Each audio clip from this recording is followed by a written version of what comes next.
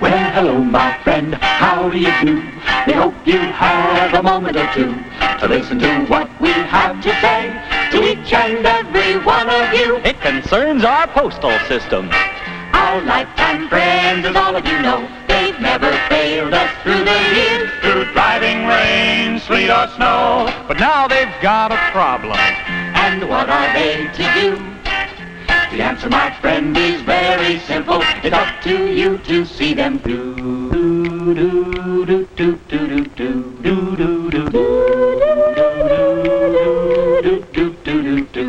Well, back in the days of the 13 colonies, cry was freedom and how to defend it. Mailing a letter wasn't much trouble. There weren't too many places to send it. But now it's a different story. They've got more mail than ever before. It's stuffed in bags, stacked on shelves. There's hardly room for anything more. There's been a mail explosion. They've got a terrible load. You've got to help them right away before the U.S. Post Office explodes.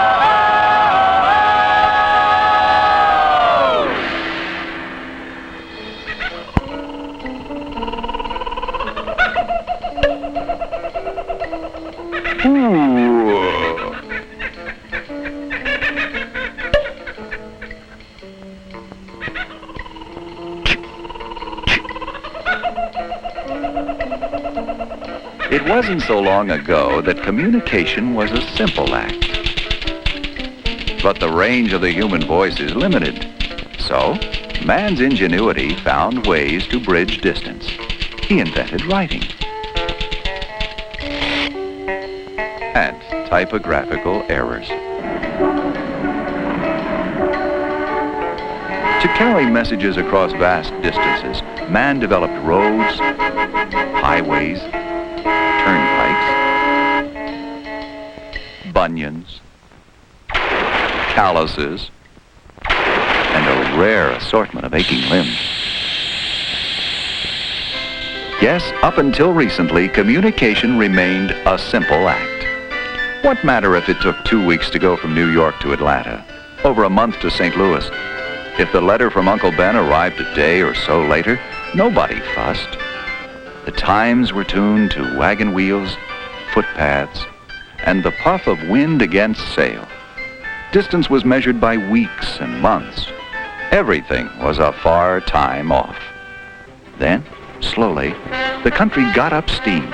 Commerce shook off its sea anchor and headed westward all the width of the continent. There was a new idea: speed. Everything was coming up to date in the Kansas Cities and the Portlands. Communications became the most vital aspect of our economy. The post office became the prime artery of commerce. For a time, the department was perfectly able to keep up. If the mail piled high, put on another piece of equipment. And if that didn't do the trick, add a few more clerks or a flock of carriers. But by World War I, the post office carried more advertising in a week than all the newspapers and magazines could carry in a year. It was the country's bill collector, check deliverer, errand runner. The volume of mail delivered leaped to 20 billion. By 1948, it had doubled, 40 billion. This year, doubled again, nearly 80 billion pieces of mail. Literally, the post office stands to be swamped, overwhelmed, drowned in a sea of mail. Where do we go from here? Patchwork, piecemeal solutions based upon obsolete transportation routes will not work.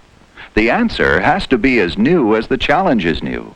And the post office has the only logical answer: zip code.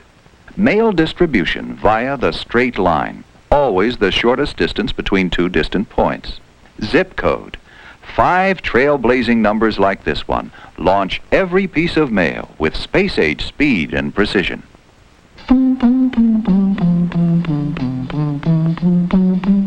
Now that's easy to say and it sounds just fine, but let's put this question right on the line. What is the zip code? A postal quirk? What does it do? How does it? If you'll lend an ear, we'll be glad to explain how the zip code eases your postal pain.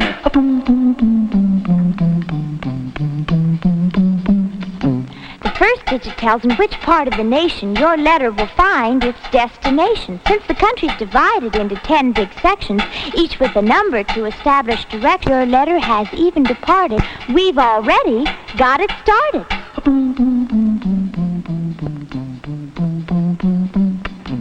The next two digits go hand in hand to a major post office over land. Since each big section has town after town, We need these numbers to really narrow things down. We've got the section, we've got the city. Just two more numbers and we're sitting pretty.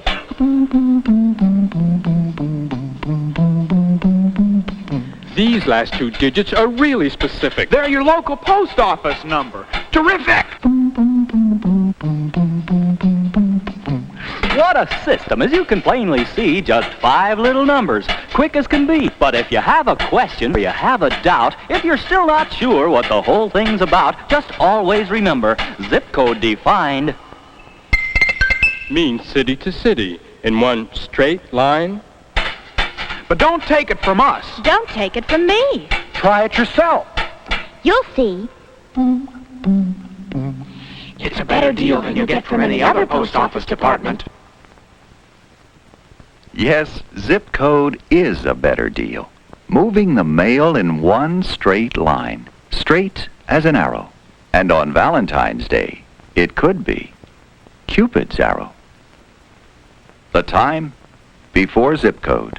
A boy, a girl, a Valentine. There was a boy in New York City who loved a girl by Frisco Bay. He sent a card to say he loved her, to say he cared that special way. His letter zigged and zagged along the way. His lonely letter lagged day after day. And lonely hours just to hear what he would say.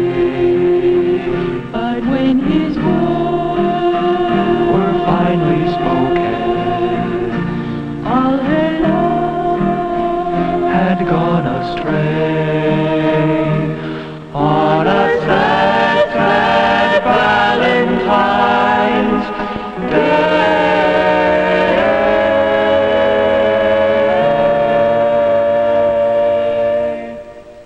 And now, another Valentine, carefully zip-coded, here and here.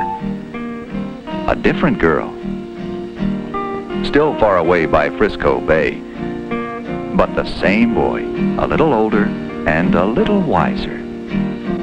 His letter flew across the country in just one day. It reached her hand in just one day. She knew the answer, the happiest girl in all the land.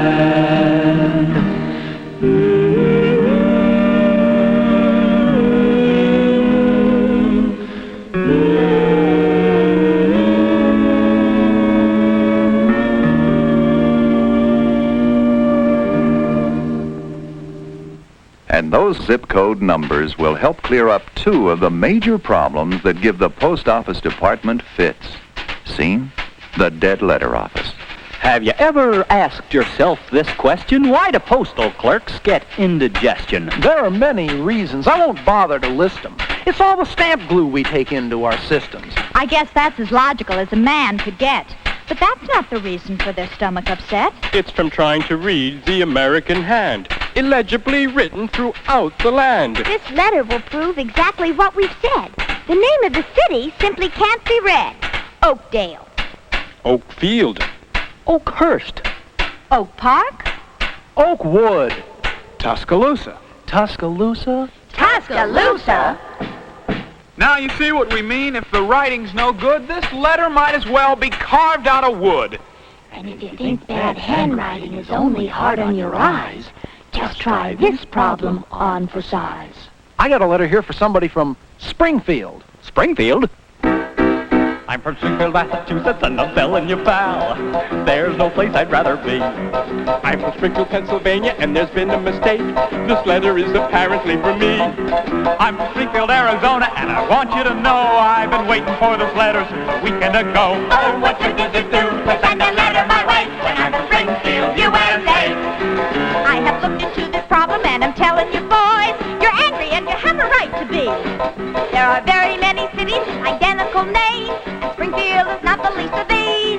There are 24 Springfields causing postal delays, and they're all abbreviated with a two-letter phrase. Oh, what good does it do to send a letter my way when I'm from Springfield, USA? There's a Springfield R and a Springfield O. A Springfield flaw and a Springfield bow. A Springfield ill and a Springfield id.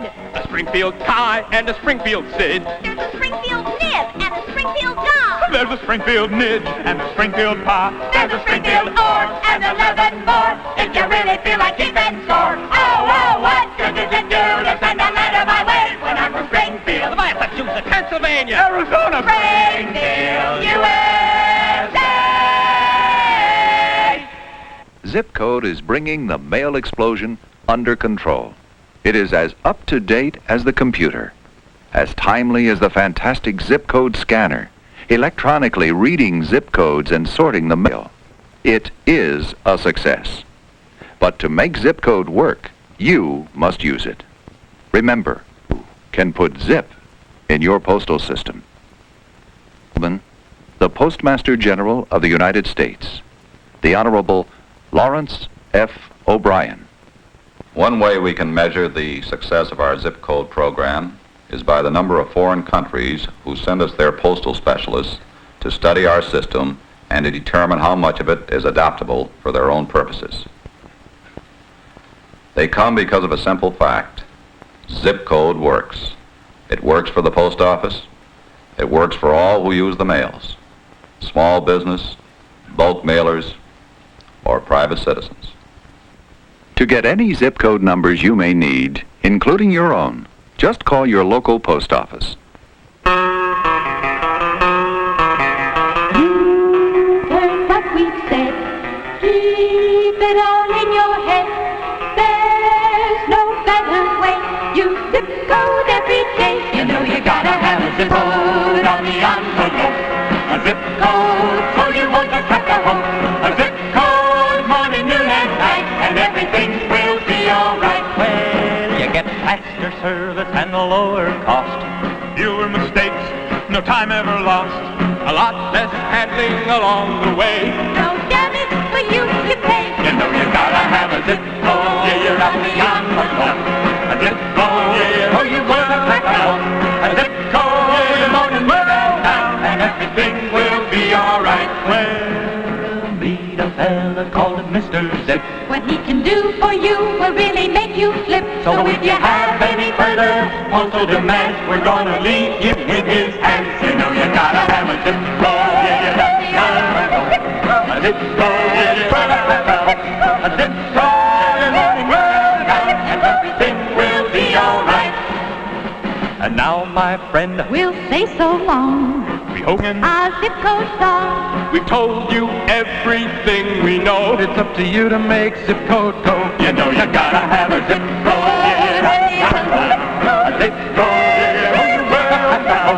A zip code. Yeah, you're morning, well down, and everything will be alright. You gotta have a zip code.